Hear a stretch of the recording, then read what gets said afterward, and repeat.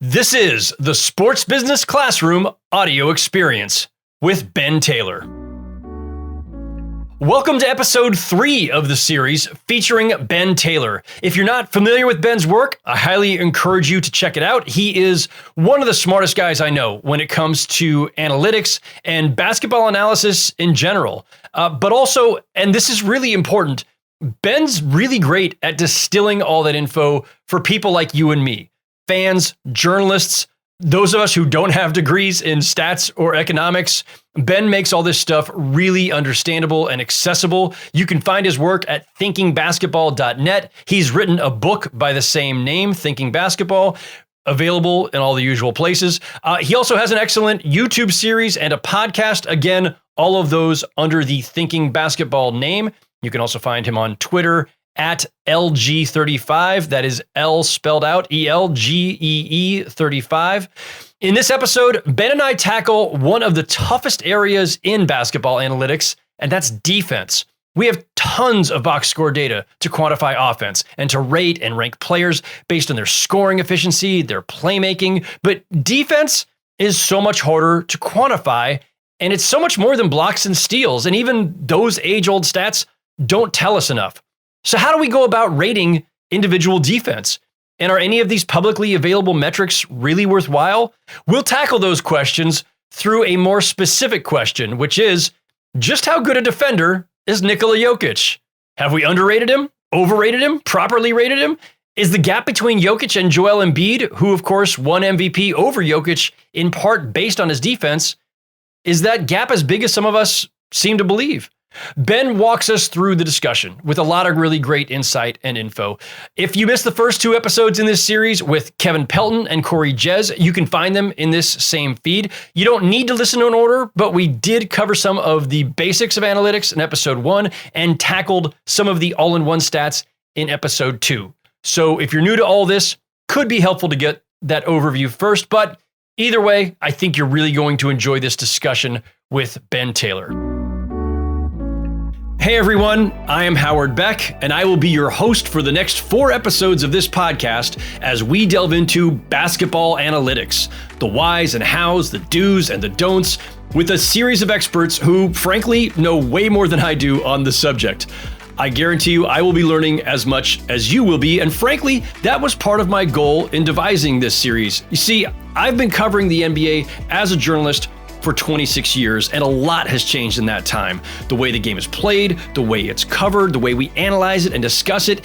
And when it comes to statistics, that discussion has changed dramatically, even just over the last 5 to 10 years.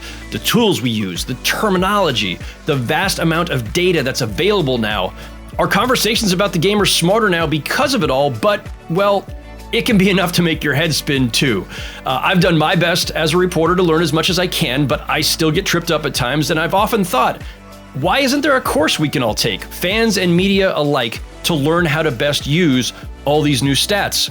My friends at the Sports Business Classroom agreed, and so here we are, a 4-part series to make us all a little smarter with guidance from some of the sharpest people working in basketball analytics.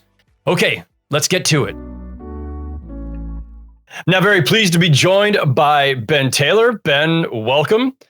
So in this series, we have covered so far some of the basics of advanced stats. We had Kevin Pelton on to discuss the 4 factors and other building blocks. We had Corey Jez in episode 2 to guide us through some of the all-in-one stats. And today, I want to move, like any good writer learned in high school, from the general to the specific. And specifically, I want to talk about our new basketball king and overlord, the Prince of Sombor, Serbia, the King of Colorado, NBA champion and Finals MVP, Nikola Jokic. Perhaps you've heard of him.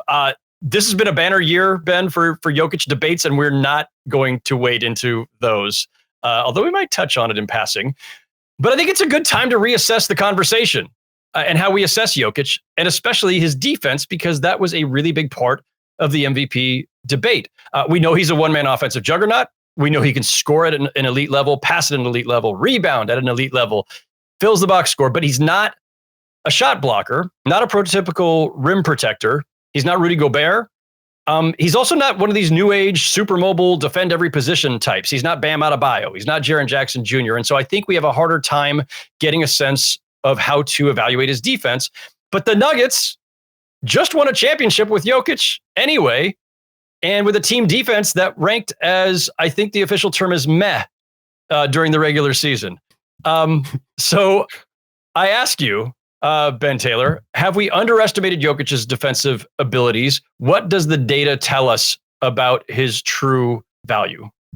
It's funny you said we're going from the general to the specific, but we're actually, I think for this conversation, we're starting zoomed out based on your framing and based on the introduction.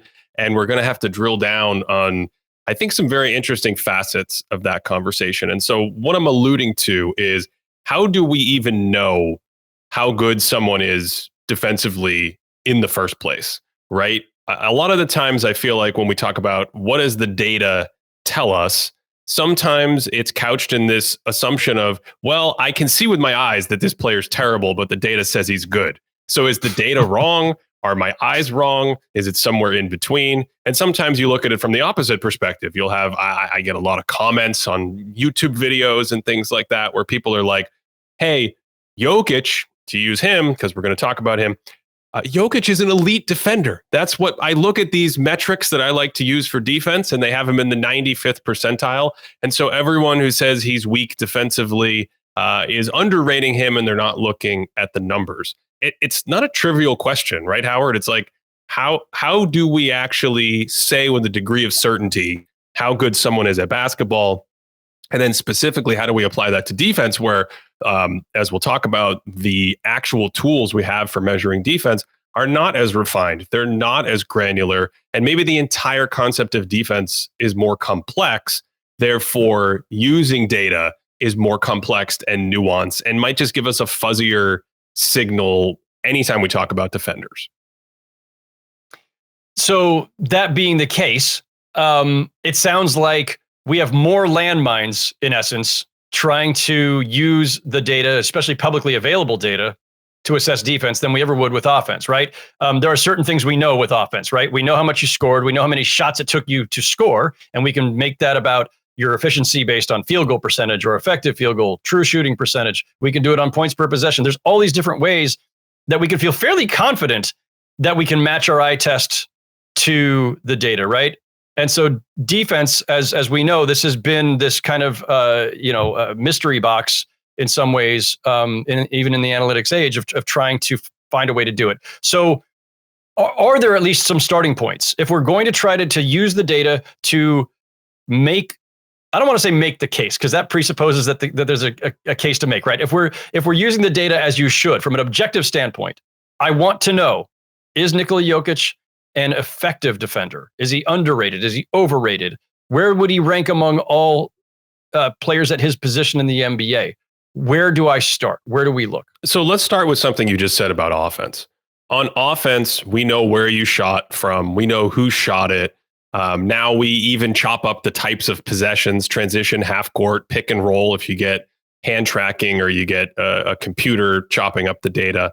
But even just historically in the box score, having something like assists tell us an interaction on offense, a relationship potentially between who created a shot and who finished a shot. And we've had play-by-play data since the late 90s, so for over a quarter century. So we know the relationship between who specifically passed the ball to a player, Steve Nash to Amari Stoudemire, John Stockton to Karl Malone, on and on and on. We don't have that for defense. We've never had that in the defensive box score. So I think the first trap to kind of understand where you start or maybe where you don't start is historically people would go, oh, he blocks a lot of shots or he gets a lot of steals. And the only other real defensive category I have is defensive rebounds. And there was a period where statisticians that was a fad. There was he's a great defensive rebounder, so he must be very valuable because getting rebounds is valuable. It's more complex than that, of course, right? So just understanding right out of the gate, we don't have any interactive data on defense, and defense is insanely interactive. The whole essence of modern defense is wherever my teammate goes, I need to go and fill in the right spot and make the right decision. But then the guy next to me needs to understand where I'm going and where he's going, and on and on and on. So because we don't have that, I think the starting point for a lot of people is a very high level, almost let's look at the scoreboard and look at this family of stats within the scoreboard and say, how can I figure out value at a high level from the top down? And when I say scoreboard stats, Howard, I mean anything that uses plus minus, basically, because all plus minus is a measure of what's happening on the scoreboard when you're on the court. And then we can compare that to what happens when you're off the court. And this is a crude kind of larger swath to take and to try to estimate what's happening on the floor.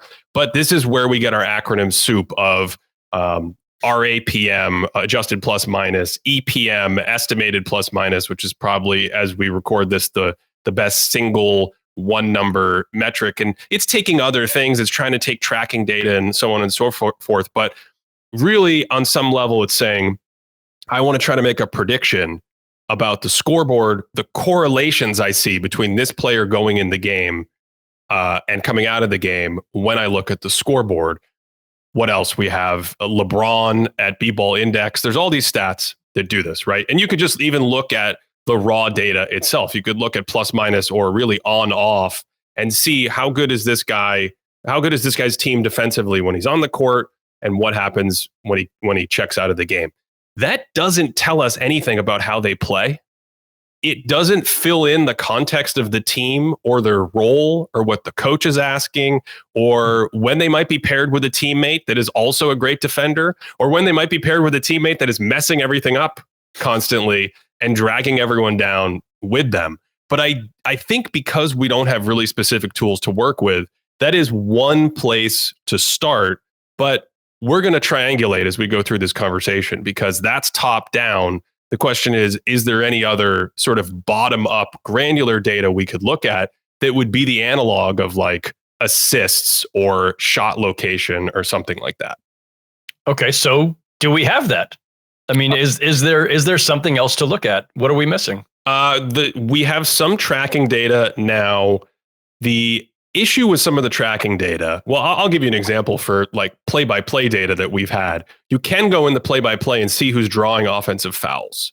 I think that's something that at least adds to, is this player in good position? Are they potentially a pest? And just from a results-oriented standpoint, like if you're drawing offensive fouls, that's roughly the same thing as a steal. You don't get a live ball turnover, but you do draw a foul on the other player and you do turn them over. And there are some guys that, when you add in things like deflections that we track, steals, offensive fouls, you can see just from looking at the play-by-play, oh, this is someone who's probably more of a defensive playmaker and a pest. At the granular tracking level, one thing we've had since these optical tracking cameras have been put in arenas about a decade ago, is we can look at who the nearest defender was around the basket. We can do this all over the court, by the way. But when you look at like outside shots, it turns out that there's a lot of variability. The actual guy who the camera thinks is near you doesn't seem to matter that much. We go from year to year to year to year, and there's just like no consistency. It's just total randomness. In other words, for the most part, on average, some guy being 5 feet away from you as you shoot or closing out to you doesn't make a difference if that guy's me or you or, Bam Adebayo. Doesn't make it. It's sounds like it should make a huge difference, but NBA players are choosing to take shots that are in their comfort zone when they have space. And that's probably why it's more about the shooter on the outside when they shoot, because sometimes against good defenders, they don't shoot. That's the difference between you and me, Howard. They would just shoot it over us every time. They would pass when Bam's there. So the outside data has a lot of noise, but when we look close to the basket, then we can start to get a signal of like, oh, who makes it hard to score near the hoop? And why do we care about that? Because scoring near the hoop is super valuable. So one of the things, and I try to make kind of a mental checklist, and maybe listeners will be themselves, some do's and don'ts about the use of analytics in discussing the NBA. And I've seen this one discussed before. The lesson in this one is if you're relying on the tracking data, well, first of all, the first lesson is not all data that we have available to us is actually as meaningful as it might appear to be. Just because there's a number and it's on a spreadsheet or on Basketball Reference or on NBA.com, just because it's there doesn't mean it's actually telling us what we want it to tell us or what we think it's telling us or what we hope it's telling us, and including in this era of tracking data, as you just pointed out, the tracking data on, essentially perimeter defense. Guys shoot 10% worse under, when defended by this player. You need to throw all that out, but you're saying we can rely on some of that when it regards within X number of feet of the hoop. Just it's more the perimeter shots that we should probably not be banking our water cooler arguments on. Yeah, the data closer to the hoop is more reliable, meaning you can see the top players year to year. So one thing you can do from that bottom up granular tracking perspective is you could go look up Jokic and you could say, okay, if I look at now, it's still a little noisy around the hoop. It's not a perfect one-to-one comparison. And just like everything in basketball, when you look at a statistic, offense or defense, outside of something like free throw shooting, you got to think, how does my team impact this statistic? So one of the first things I do is I look at multi-year data to get a larger sample, because you play 30, 40 games into the season, it could be noisy. But when you add 80 games from the previous season, you have 120 games. Now I think you get a better, more stable picture of what actually happens on shots when, let's say, Jokic is the nearest defender around the hoop. So the first thing I do is try to get a larger sample so the data is more stable and not just jumping around left and right. The second thing is, how does this compare to the players' teammates in this case? Because the team environment will have some influence on, if you play next to David Robinson and Tim Duncan, those guys are still nearby, even if you're the nearest defender, right? So they will have Jared Allen and Evan Mobley. Their teammates usually will have sort of better average numbers on the shots they defend near the basket where they're the nearest defender than if you play on a team where they don't have a huge paint presence. So in Jokic's case, one of the things we track for our subscribers is 2-year numbers on the shots near the basket. He defends 9 per 36 minutes, and teams shoot or opponents shoot just below what Second Spectrum thinks their shot percentage would be based on the player. So there's two things there. One is the volume, because sometimes if you're really good, and this is where defense gets wild, Howard. If you're really good, you might be in a position to defend a lot of shots. So you'd see the volume of shots defended be really high. But if you're too good sometimes, you're in position early and they can't take a lot of shots. So that's one thing we see with like Draymond Green and the Golden State Warriors. The number of attempts around the basket are really low compared to other teams around the league. The theory is if you're always in position and deterring people from shooting, there's no attempt in the first place. So you could look at the shot volume and then you look at the shot efficiency. In Jokic's case, in the regular season over the last 2 years, that's right around the median outcome. That's right around the 50th percentile. So another thing I'm baking in there is you want to compare it to other players in the league. Another trap that when you hear a new sexy statistic, this player, guarding so-and-so gave up 28% field goal percentage. You want to compare that to what is normal. So one of the things we heard for a long time was so-and-so on clutch shots shoots only 29%. Well, it would be helpful to know what the league shoots on shots inside the last 10 seconds or something. And in that case, it was very low. It was also around 30%. So you want to do the same thing here. And what we end up with is this top-down picture of Jokic, depending on the model you look at, being maybe an average, maybe an above average defender from the top down, like, oh, his EPM is pretty good or it's okay. And I think his RPM, ESPN's stat, which really likes taller players, thinks he's really good. But then if you go look at the numbers we're talking about for protecting the rim, he's right around league average on efficiency. The volume in the last couple of years is actually very high. To defend 9 shots around the basket is in the 96th percentile.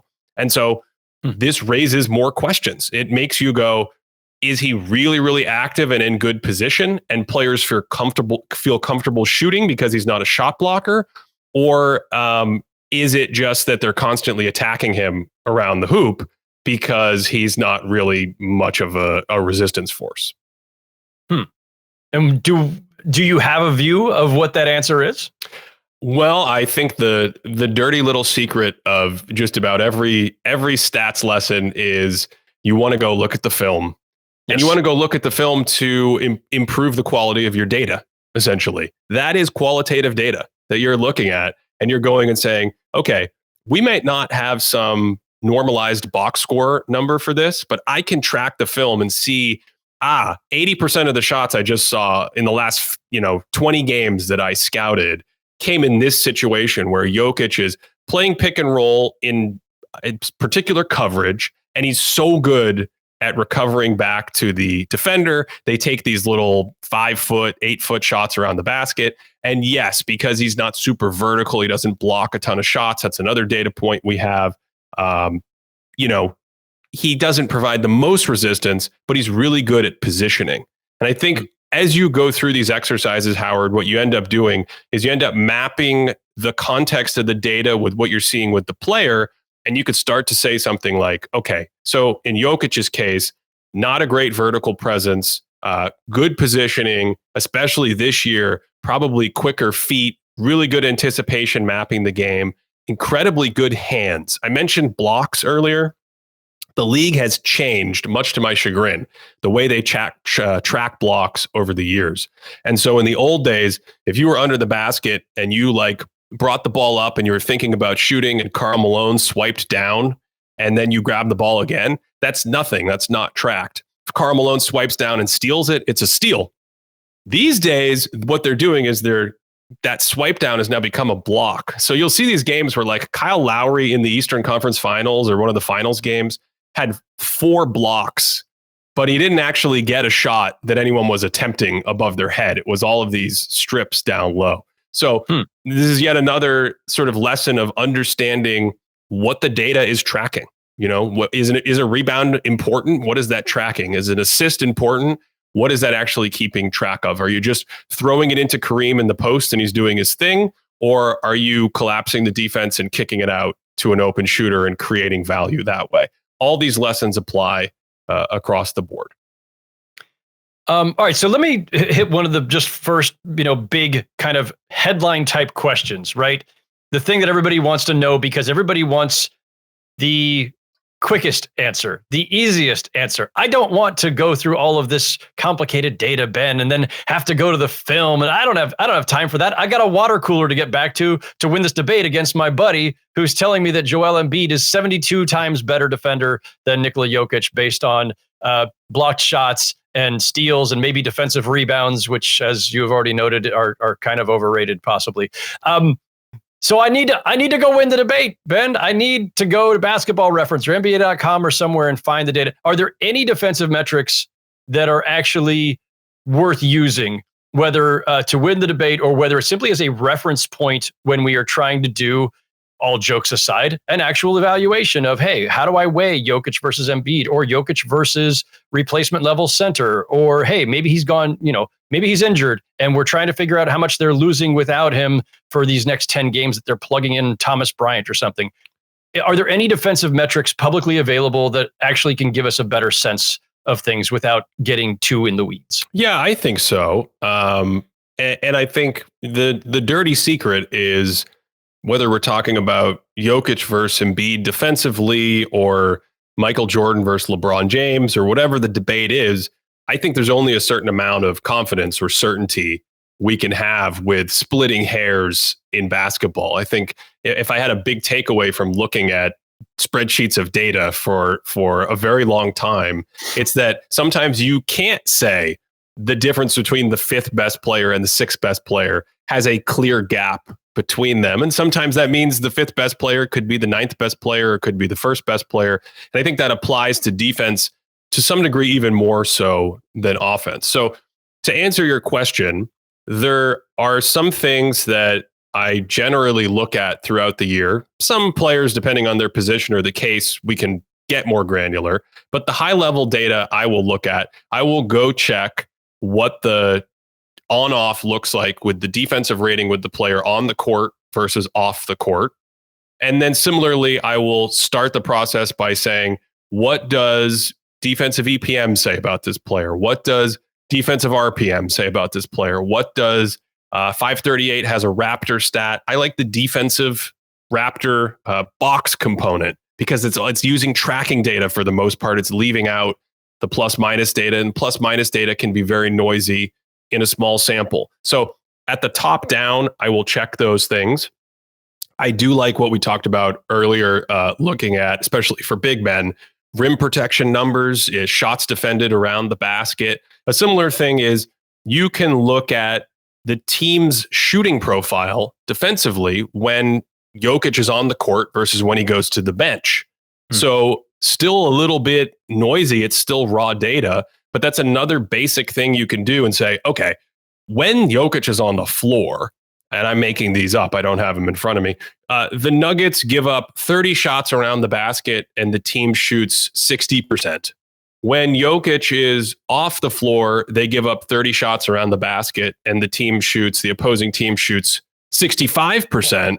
That looks like something is going on where they're getting easier shots when Jokic is off the floor. That's especially for guys who are noted for protecting the basket, like Joel Embiid, like Rudy Gobert, on and on and on. You can kind of look at those numbers for almost a more apples to apples comparison of saying, what is the effect, at least on their team, when they're on the court versus off the court in their area of specialty around the hoop. So you can do that. In Jokic's case, I think, well, let me pause there before I come back to that thought, if you have anything else to interject. Well, I do want to just note for the listeners. So, and I think we've referenced it before, but EPM, estimated plus minus, can be found at dunksandthrees.com. There's some publicly available stuff. There's also a paywall, I think, for some more extensive stuff there. And you mentioned RPM, I think, with the ESPN's real plus minus, which of course is publicly available. So I do want to just note those. So if people are trying to go find these things, they know where to find them. And of course, as we've mentioned on previous episodes, Cleaning the Glass is another great site with a lot of pretty easily, I think, easy to sort and digest stats. But again, there's paid and unpaid versions of that as well. So I wish I could have gotten to this earlier, but we've been building to this, and it applies to Jokic, it applies to Embiid, it applies to all these guys. I think one of the more important sort of ways to help understand how valuable something is defensively, how valuable a defender is in the first place, is not to look at one specific player and try to figure out how valuable that player is. It's to look at large swaths of historical data. And, if this isn't publicly accessible in easy places, this might not be an easy ask. But I think it's really important, because if you say, 20 years ago, if you said, how valuable is Dikembe Mutombo's rim protection compared to like Michael Jordan's scoring? One, I think if we were being sort of intellectually honest, you would say, I don't actually really know. I can give you an intuition, but I don't know. And two, I think if you ask the average fan or even the average player in a locker room, they would go, now wait a second, Michael Jordan's scoring is like unbelievably valuable, and Dikembe Mutombo's rim protection is like helpful. I think it helps the team a little bit, but it's not the same thing. You can't really build a good team around Dikembe Mutombo. And I use that example, Howard, because this is something I've talked about in videos before. I believe I discuss it at the very end of the Greatest Peak series for this very reason. When you look at like 20 or 30 years of data, things start to pop out, not about specific players, but about general player archetypes. And the rim protector is probably the easiest one to look at and go, that's interesting. Alonzo Mourning, his team constantly seems to have this correlation when he's on and off the floor defensively. Dikembe Mutombo has that correlation. Dwight Howard has that correlation. Rudy Gobert has that correlation, on and on and on and on. And you'll even see gradations. You'll even see players that you think of as decent rim protectors with decent size kind of clump behind them and look like they're a little less valuable. So looking at these large scale pieces of data to compare not just one player, but sort of skills or archetypes. What does it mean to be a valuable rim protector? I think that's critical to actually making applied decisions and going, okay, yeah, I know Embiid's a better rim protector than Jokic. How can I say that with confidence? Well, let's leave my eye test aside. We know he blocks more shots. We know his rim protection numbers are better, all the things we just talked about. We know when his team has him on the court versus off the court, other teams drop off around the basket more. All the indicators seem to be there. It lines up with my eye test. But so what? Does that mean that in the playoffs, Embiid is like 5 wins, 10 wins, 15 wins? Whatever that means. Is he 2 points per game better, 4 points per game better? Can I not win a championship with Jokic? These were some of the arguments we heard about his defense before the Nuggets actually ran through the West this year. This is where I think looking at larger scale data, at least in my process, helps me understand, okay, Jokic lacks this particular skill. So that might blunt him in this area of value where someone like Embiid is gaining value over the typical center. But how much value does he reasonably lose? And how do I compare that to the things he's strong at? Positioning, awareness, good hands, multiple coverages. I think his agility has been better this season, as I said. So does that hamstring his team to playing in a specific way? Is Embiid's team or Rudy Gobert's team hamstrung into playing a specific way where you have to funnel everything into the middle of the court? I think these are the questions you get to ask once you kind of go through that process. Just like any good process, it probably raises more granular questions at the end of the day, but at least you start with this top-down process, take the granular stuff you have, triangulate, and you can compare that historically. And that to me is kind of, in general, our best method for ballparking defensive value right now. Okay, we're going to come back to Jokic and Embiid in just a minute because I can't help myself. But I want to, before I get to that, we've talked about some defensive metrics that we think are worthwhile that people can go find. Are there any defensive metrics, briefly, that we should just throw out entirely, ignore, stop citing? Are there things that when you see people in my line of work, especially, or fans talking about the game and citing this, that, or the other thing as proof of somebody being great defensively, weak defensively, whatever, and that just drives you up the wall? Like, what are the ones we should just flush out of the discussion entirely? I think people still fall into the defensive rebounds and block trap. Blocks are interesting, right? Because you can go chase blocks. You can get yourself out of position. You can play on a team that is not very good defensively and your presence doesn't seem to help it a lot, but you're a big athletic guy and you're out of position a lot. So sometimes you get 2 or 3 blocks a game. I think Andre Drummond, I can't remember exactly where he ended up, but recently he had some really big defensive accolades or something in a year where he had a ton of defensive rebounds and blocks. So I think for the basic sort of box score, those are ones. I'm not sure how much I sort of genuflect at some of the more new complicated ones, but just as an example, for me, when I see matchup data, when you turn on ESPN and they're like, this player was guarding this guy and he was 7 of 30 when he was being guarded. Sometimes that's really reflective, I think, of what happened in the game and that individual defender's presence. But that's another one where, one, the team makes a big difference. So in the 2019 playoffs, I did a video breaking this down. Kawhi Leonard switched on to Giannis Antetokounmpo, and that was an important change for the Raptors. But it was just as much about the surrounding defenders and the double teams and the coverages that they were running around Kawhi as Kawhi sitting out there. It wasn't like he was playing him one-on-one suddenly and got the best of him and dominated him that way. So there is a team component to that stat. The other side of the stat is just sometimes there's a lot of switches and the tracking camera, does its best to say who the primary defender was on a possession, but you rewatch the possession and you're like, he didn't really guard him. He just missed an open shot, or there were 2 players near him and he took the shot and missed. So among the more advanced ones, I don't think there's too many that I regularly see off the top of my head that kind of make my head explode. But you do see stuff like that where, again, you want to apply the same rules. You want to understand the context of the stat and you want to realize what the stat is telling you before you get too excited that, the adjustment they made in game 2 was the result of just some brilliant individual defensive performance by player X. Okay, as we wind down, I'm going to bring it back to Jokic then, where, based on whichever data you believe is the most indicative or reliable, where would Jokic rank defensively at his position, and where would he rank with respect to Joel Embiid? Is there a gap between them? Does Embiid have as big of an advantage there as some people would have argued and did argue during the MVP debate?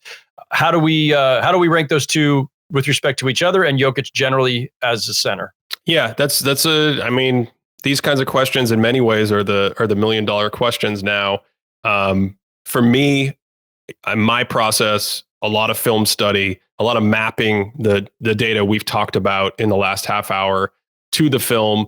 I put Jokic somewhere in the middle of the pack as kind of a big man defender. I think there's some things he's very good at that I've alluded to. I think there's some areas that the lack of verticality from the center position is something that I think makes having an elite defense tricky. The Nuggets in the playoffs this season were good. They were a good defense. It's hard to narrow in and say what's the perfect statistical indicator at the team level for a 20-game playoff run. They were 16-4 in this year's playoffs. But when you compare them to other defensive teams and sort of how their opponent's offense looked in the regular season and how they performed in the playoffs, they're good. They're better than you started by saying they were meh in the regular season. But they weren't great in the playoffs, but they were good defensively. Sure. So I think lacking that vertical rim dimension potentially takes away a good amount of value, especially if you're not super switchable and rangy, locking up guys on the perimeter like Bam Adebayo. But then you balance that in with all the other strengths and the things that I think he does well. And a lot of big men in the league, high intensity basketball, high level playoff basketball, they don't always have the awareness to react to threats that he does. And they don't always have the positioning and sort of the agility and the sense of where to put their body. So to me, he's somewhere in the middle of the road. Whereas I do think because of Embiid's, especially when he's healthy and when he's engaged defensively, his presence around the basket for his size, his rim protection, I do think that gets you more value on most teams. And I think that's why when you look at defensive numbers, you tend to see Embiid look better in most defensive numbers than Jokic. So for the people who are making the argument either direction, there was obviously, you can make the case that there's a pretty strong argument in favor of Jokic on the offensive side because he does more than just score. He's this incredible playmaker, generational type playmaker. And then the kind of, well, he's got that advantage, but the Embiid has the defensive advantage. Like there is value to that argument, or there is heft to that argument if you were making the Embiid side of that case, that he's got enough of an advantage defensively that it's a fair way to frame it. Yeah, I think the advantage defensively, at least in my head, is significant. As I alluded to earlier, I think historically we've underrated sometimes the defensive contribution. I mean, this goes back to thinking about two-way stars. Tim Duncan, how valuable is his defense? Kevin Garnett, how valuable is his defense? And so on and so forth. Dwight Howard and many of these players.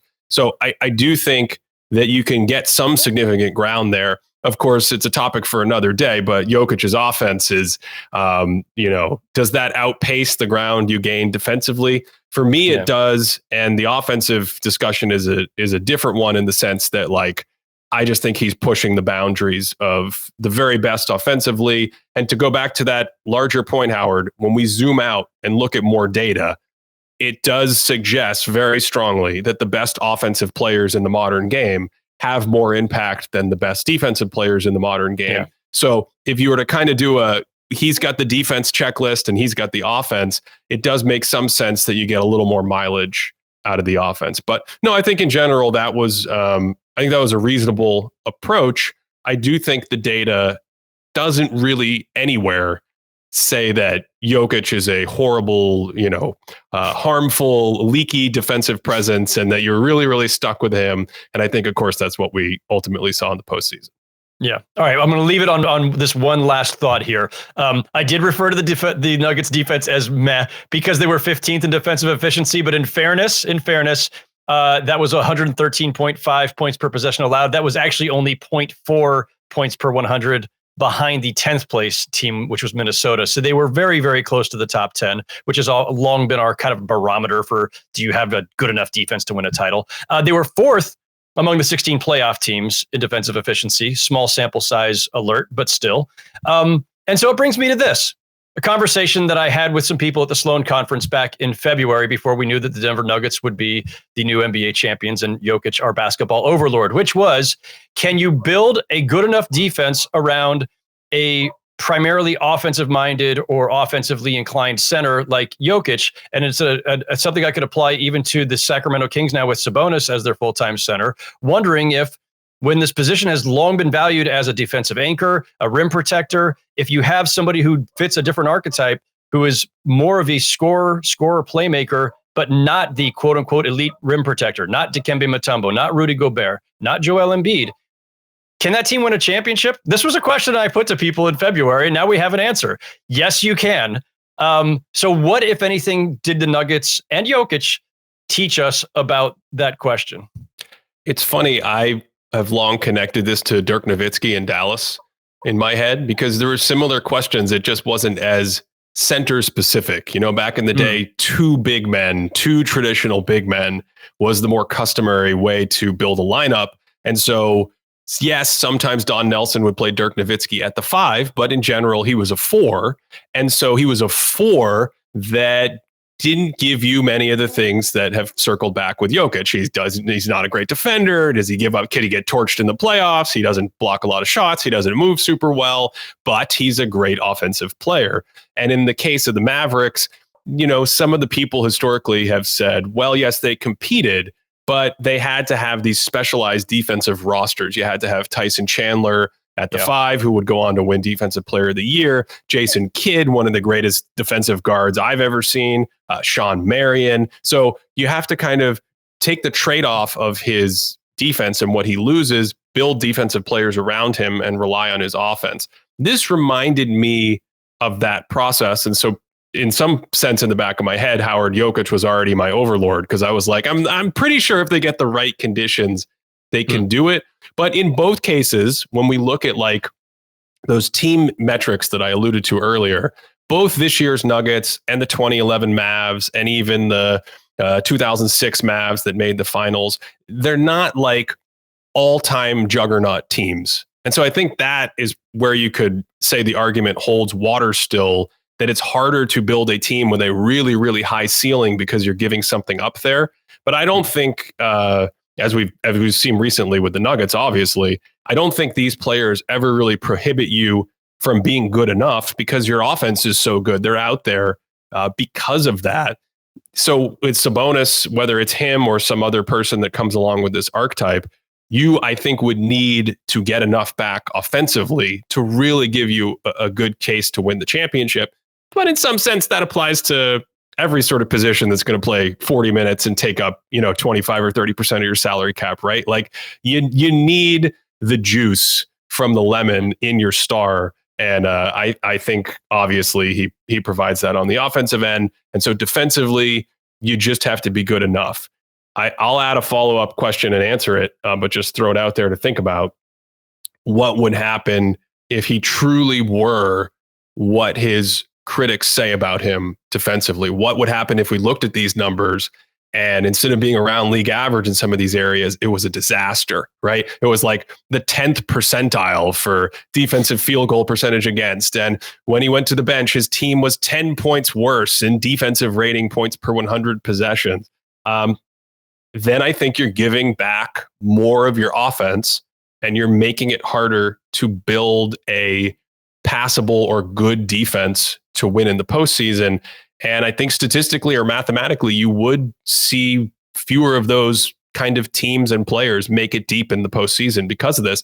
And so to some degree, that's the archetype question for Sabonis or anyone else like that. You got to be good enough defensively to make it. And you have to be really good offensively if you want to talk about winning titles, I think. I guess the lesson here, at least for the Sacramento Kings, is go get an Aaron Gordon, a Kentavious Caldwell-Pope, and a Bruce Brown. Good defenders and good players help, Howard. Yeah. Yeah. Well, and especially if your center is not the prototypical shot blocker rim protector type, right? Yeah. So there's another path there.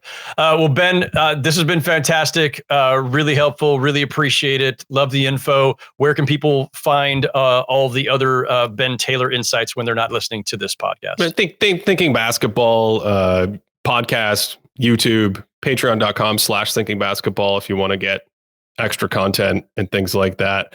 The usual locations. Appreciate it. I mean, then folks can also, of course, find you on Twitter, I believe, at LGELGEE. It's an easy one. LG35. Yeah. LG35. Excuse me. I missed the number. All right. Thanks so much, Ben. Appreciate you. Thanks, Howard. Wow. Just really fantastic information and insights from Ben Taylor. I hope you enjoyed it and learned as much as I did. If you'd like to learn more from Ben, go check out his website, thinkingbasketball.net. Check out the Thinking Basketball podcast, the Thinking Basketball YouTube channel, and of course, you can follow Ben on Twitter at LG35. That's ELGEE 35. I am also on Twitter at Howard Beck. And again, if you missed episodes 1 and 2, we had Kevin Pelton and Corey Jez as our guests, all in this same feed. Next week, we will have our 4th and final episode in the series. Don't miss it. But before we go, I have a small request for all of our listeners. If you haven't already, please take a moment to subscribe to our show and leave us a rating and review. Your feedback and support mean the world to us and help us reach more passionate sports enthusiasts like yourself. Also, I want to encourage you to explore Sports Business Classroom, that's SBC, and discover the incredible resources it has to offer. Whether you're looking to enhance your knowledge of the sports industry, develop your skills, or network with industry professionals, SBC is the ultimate destination. To learn more about SBC and its valuable programs, visit sportsbusinessclassroom.com. Thank you for being part of our podcast community, and we appreciate your continued support. Together, let's keep chasing our dreams and making a lasting impact in the world of sports.